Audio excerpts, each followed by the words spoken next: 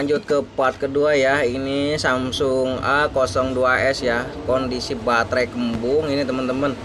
Jadi di part satunya karena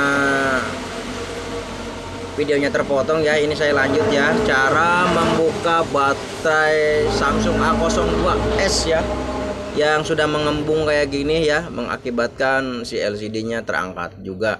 Kalau tidak segera ditangani, LCD akan pecah ya teman-teman.